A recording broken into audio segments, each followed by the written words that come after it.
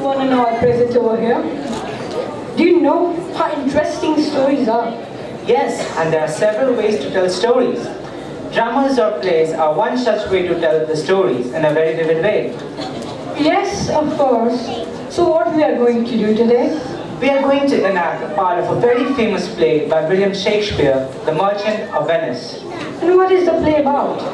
It's about a moneylender Shylock and a leading merchant of Venice, Antonio. Is that the one in which Antonio's friend Bassanio's wife, Portia, plays a very important role in saving Antonio's life? Yes, exactly. But before we say something about the play, let's talk about the man who wrote such a fascinating play and created such magnificent characters. William Shakespeare was born on 26 April 1564 in a nice family.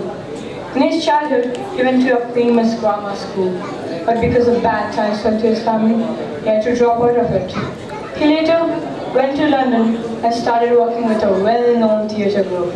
Observing the stories being enacted on the stage, he himself started writing plays. Merchant of Venice is one of his most distinguished comedies.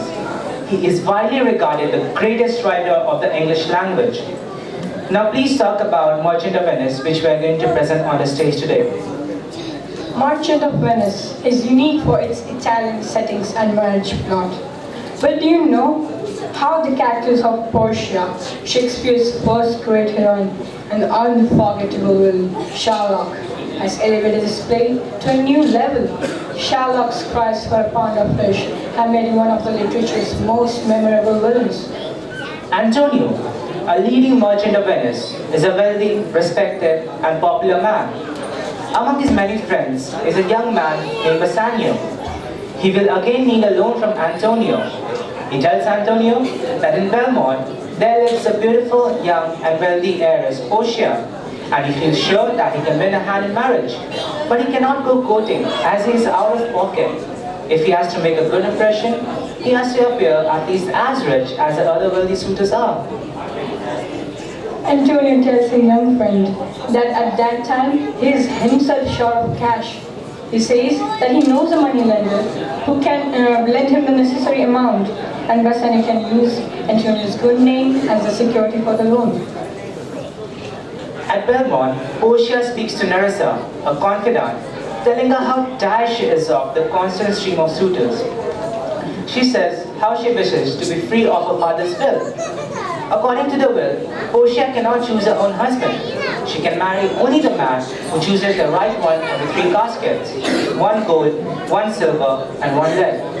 One that contains her portrait is the lucky casket. So far, none of her suitors had decided to risk choosing one of the caskets. This is good for Portia because she has no liking for any of them. However, when Nerissa mentions the name of Bassanio, a possible suitor, Portia's mood brightens. He had once been a visitor at Belmont, and Portia was impressed with him. Meanwhile in Venice, Shylock, a rich Jewish moneylender who harbors a secret hatred for Antonio, agrees to lend Bassanio 3,000 ducats for 3 months on Antonio's bond. Shylock demands that if the day for payment falls due and the money is not returned, he may cut off 1 pound of flesh from Antonio's body. Antonio agrees. Meanwhile, Lorenzo, a close friend of Antonio and Bassanio, falls in love with Shylock's daughter and manages to elope with her. Of course, this infuriates Shylock and he vows revenge. Shortly thereafter, Bassanio and Brescia leave for Belmont. There, Bassanio chooses the right casket and wins the hand of Portia in marriage. Both he and Portia are overjoyed, and they make plans to be married at once, along with Nerissa and Gratiano, who have also fallen in love. Happiness reigns in Belmont until a letter comes for Bassanio from Antonio, bidding him farewell, since his ships have been lost at sea, and it is impossible that Antonio will live after Shylock collects his pound of flesh. Horrified, Bassanio leaves instantly for Venice, with the money which Portia gives him to pay the bond. In Venice, Shylock is no longer interested in the mere payment of the money due him. He wants revenge. Nothing will satisfy Shylock except the legal fulfillment of his bond. In the court of justice presided over by the Duke of Venice, Shylock faces his enemy, Antonio. Now, the names of the students playing the major characters are Yash as the Duke, Ahmad as Guard, Arpit as Shylock, Ayush as Antonio, Anmol as Bassanio, Anmol Abhay as Graciano, Akansha as Portia, Shakshi as Narasa, Rituraj as the Messenger, Shreya as Jessica, and Omji as Lorenzo. Here it goes.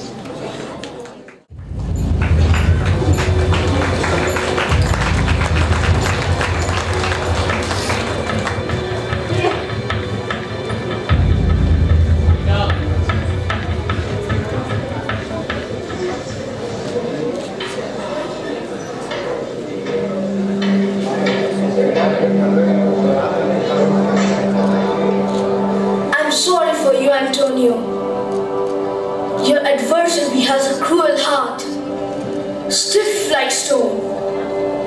He understands neither pity, nor does he have any mercy in his heart. My noble Duke, I know you have done everything you could to convince him to be kind to me, but he is bent upon seeking revenge on me, and no reason can deviate him from it.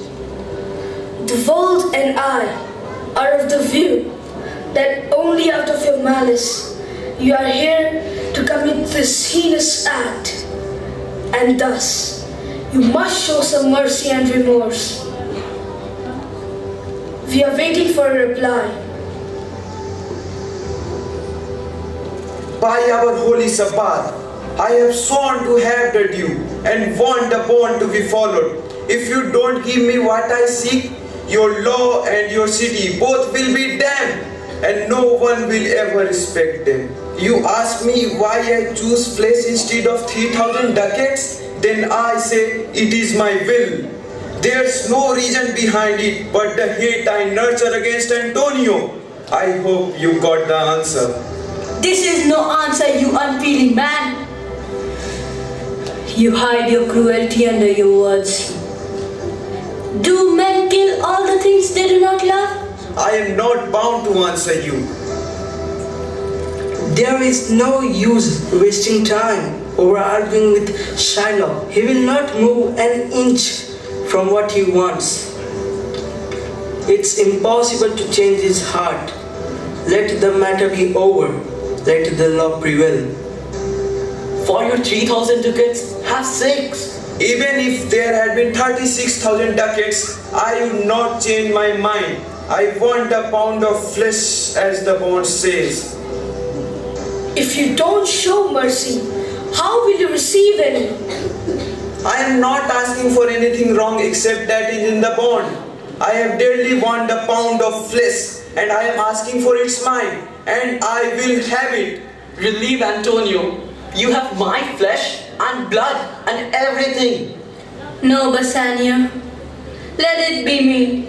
Let me die for Antonio. Gentlemen, I have sent for a legal expert, Bellario, to help us settle this matter.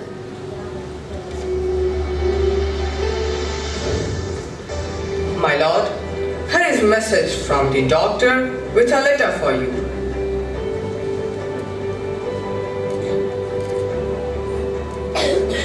This letter says that Bellario has sent a young and a learned legal expert to our court. Where is he? He waits outside. Will he come in? With all my heart, let him in.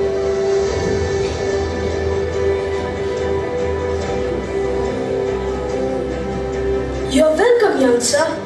Take your place. Are you aware of the case before us? I am. Which is the merchant and which is the moneylender? Shylock is my name. Your suit is strange, yet within the law. You confess whatever is there in the bond is true, and Shylock will be merciful. Why should I show mercy? Mercy is a natural virtue. It drops from the sky as the gentle rain. It blesses both the one who gives it and the one who receives it. Mercy is the mightiest. It is an attribute of God. Thus, I have spoken enough to melt your heart. If you agree to my plea, the court will proceed with the act of justice. I swear by my deeds, I want only the penalty and my bond must be realized. I offer twice the sum, and if that is not enough, I am here to pay 10 times over. I offer my hands, my head, and my heart. If you do not accept it, it means hatred is stronger than the truth. I pray, please use your power to do a great right, do a little wrong, and deprive this cruel man of his will. No one can change a decree established. It will set a wrong tradition. It will be misused to commit many wrongs. A Daniel come to judgment. Oh wise young judge, I respect you for this. Please let me look upon the bond. Here it is, young lawyer. Shylock, you are offered thrice the money you lent. I can't deceive my soul. I want not money, but flesh. No money, not even for entire Venice. The money wasn't paid back in time, and so Shylock has the right to claim, by law, a pound of flesh from the merchant nearest to his heart. Be kind, take thrice the money. Ask me to tear the bond. I will tear it up after having my pound of flesh. No one can change my mind. With all my heart, I request the court to do the judgment. Then prepare your heart for the knife. According to the law, you must pay the penalty. Are there skills to weigh the flesh? Here, I have the skills ready. Do you have anything to say, merchant? No, I am ready. Goodbye, Bassanio. Tell your wife, you and I were each other's greatest friends. I do not regret that I had to pay your debt with my life. Antonio, my wife is dear to me, but I can lose everything to save you. A pound of that merchant's flesh is yours by law. Most rightful judge. Come, prepare.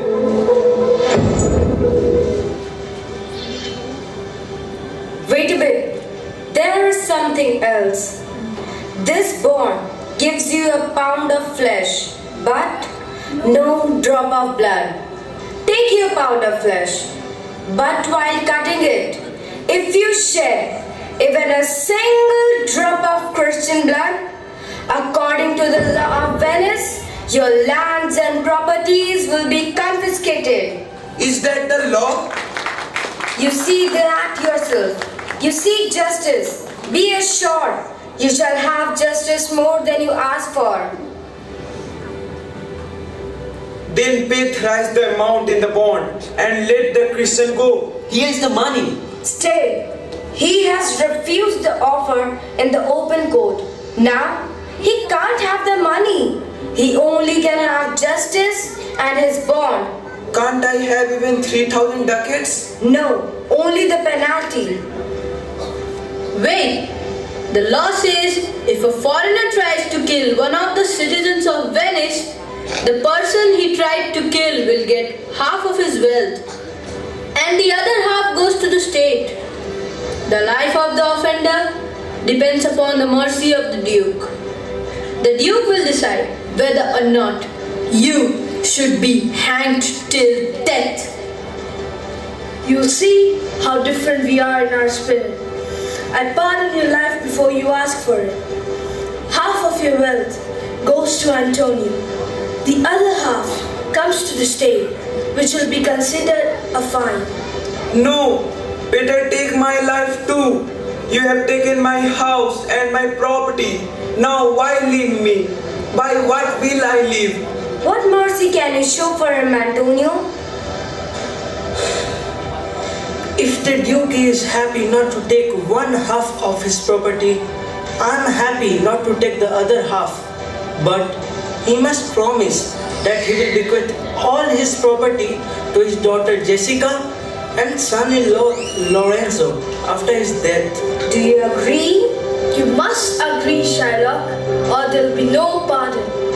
I agree. I am content. Clerk, prepare a bond that Shylock could sign. I pray, please let me go from here. I am not well. I will sign the bond later. Go wherever you want, but sign the bond. If I had been your judge, you would have been sentenced to death now.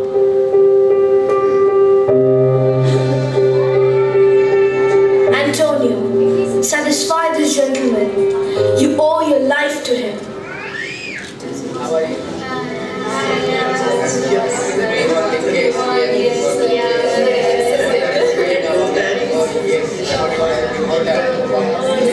We owe you more than we can repay. Please accept the 3,000 ducats that we owe to Shylock. Shylock has been taught a good lesson, which he will forget not. And I have freed you from his devilish intentions.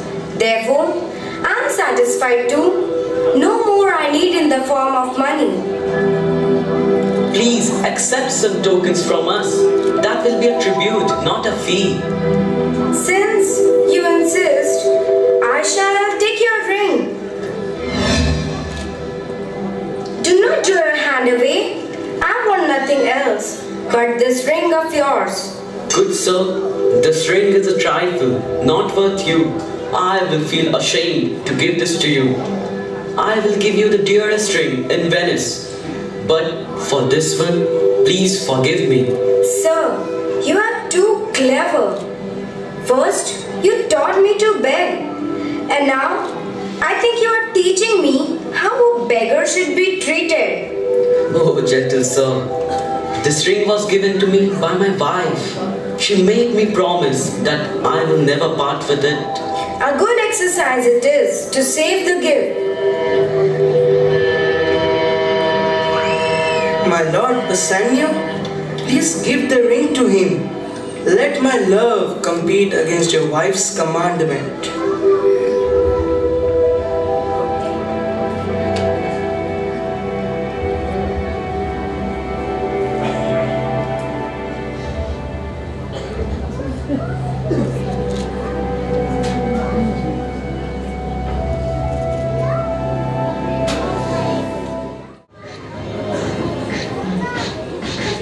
In such a night, Jessica ran away from Venice, for her sweet love came to Belmont. In such a night, that young Lorenzo swore he loved Jessica. Sir, I have been sent to tell you that my mistress Portia will be back in Belmont before the sun rises. Who is coming with her? None but her maid Nerissa. Has my Lord Bassanio returned yet? No, he hasn't. No message has he sent so far.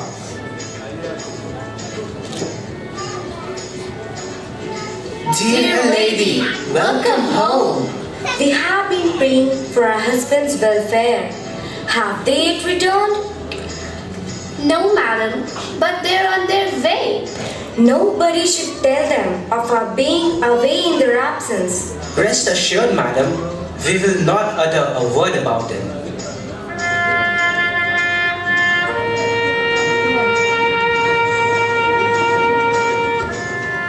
You are the happiness in my life, my sweet wife. Welcome home, my husband.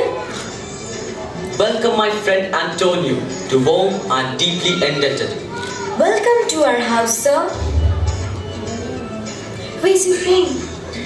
I gave it to a justice clerk who saved Antonio. An argument? What is it about? It's about the ring, mistress. My wife gave it to me with a promise from me that I'll always wear it. No, you gave it to a girl and not a boy. I swear it was a boy, no higher than you. He begged it as a fee, and I could not deny. Ah, you lost your wife's first gift? See, here is my husband. I also gave him a ring. and made him swear he would never part with it. And here he is with the ring. But my Lord Bassanio gave his ring away to the young judge. The judge begged for it, and he deserved it too, for he saved my Lord's friend's life. You too gave away my ring? How can I believe what you say? I will never love you again until you show me the ring. I'm sorry, my love, but I will tell not a lie. You see, my finger is empty. The ring is gone. Oh, that you had known the virtue of that ring. Had you known half the worthiness of the one who gave it to you, you would not have parted with that ring. Sweet Portia, if you knew whom I gave the ring and how adamant he was to take nothing else but that ring, you would not agitate this much. But I think Nerissa was right. It must have been some woman who took that ring. No, by my honor, it was a judge who did refuse 3,000 ducats of me and begged the ring. Since you had been so generous with the young judge, if he ever comes here, I will not hesitate giving even my favor to him. And I shall do the same to the judge's clerk. It's all because of me. All this quarrel, I lent my body for wealth which your husband needed and had almost lost my life but for that young judge who saved me and begged Bassanio for his ring. Once again, I'm ready to vow on behalf of Bassanio, your husband, that you would never break your faith again. Then, Sir Antonio, please ask my Lord Bassanio not to lose it again. Hey, it's the same ring. Yes, my Lord, the same. But how did they reach here? Yes, sweet Portia. How come you have them here? For I was the judge and she was my clerk. Lorenzo will tell you how we left Belmont just after you had left and have only just returned. Antonio, I have some good news for you. This letter will confirm that all 3 of your ships come back safe to the harbor, all of them laden with wealth. My clerk has some good comforts for you too. Here is the Shylock's will. When he dies, he leaves all his fortune to you. This is a blessing from heaven. Thank you, ladies.